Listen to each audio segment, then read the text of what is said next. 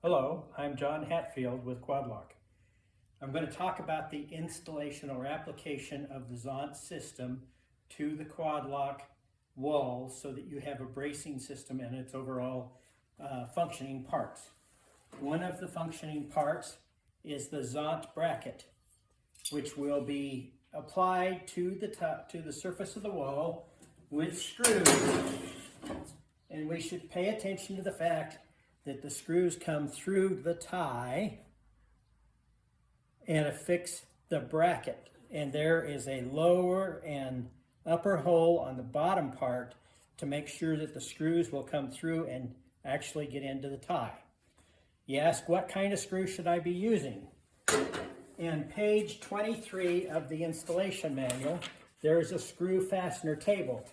One of those screw fasteners is a cement board fastener that is used for attaching cement board to a wall surface. It's a number 10 screw. I prefer a roofing screw, which is an 1 5/8" number 12 diameter shank, as it produces the best application through the tie and grip, but does not extend past the depth of the foam on the wall. So we're not extending all the way into the concrete surface.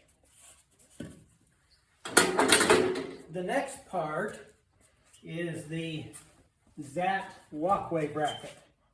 And the ZAT walkway bracket, we'll talk about its attachment here later, but it's basically this piece that is set so that the brace part comes to a solid ear here on the upper part. So that's the solid ear.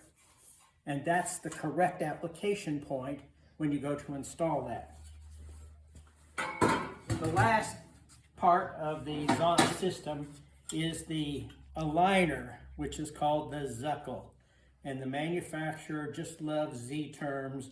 And so if you've noticed, we've got a Zont, we got a ZAT, and we got a zuckle. So the zuckle, we'll talk about how it works. We've attached, as an example, 2 of the Zonts to the QuadLock wall system, and the critical one is this lower one at 2 feet off the surface of the footer.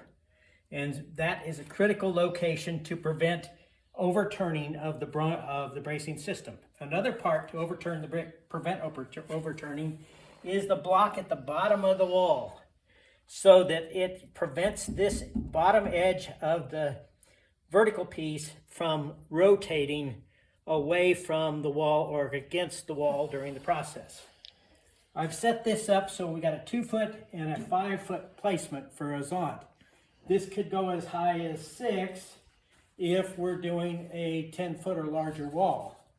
For an 8-foot wall, we want to be at 2 foot and 5 foot and 7 to 8 foot tall with our Zont attachment. We then have these wailers that we're putting in that are 2x4, and I like structural lumber because it's the straightest lumber to use, and it goes from Zont to Zont to Zont to provide support of the wall system. The vertical, again, is best with a structural lumber 2x4 because it's straight and will hold the wall straight. To provide the walkway surface, we then take the ZAT unit and attach it to the vertical and screw it in. There's screws on this side going into this part up here. There are screw holes here to attach that ZAT bracket to the wall system. And after that's attached, one of the things that OSHA requires is a walkway guardrail, and that goes into this end of the ZAT bracket like that, and again gets screwed off on all sides. So this is where our walkway surface will be put, and you want it to be probably 3 feet to 4 feet below the top of the wall, but during the erection you can move it from here as you're stacking panels as the walls get above the point where you can pull the foam down into place. So you can move this bracket up and down so you can have a temporary installation walkway.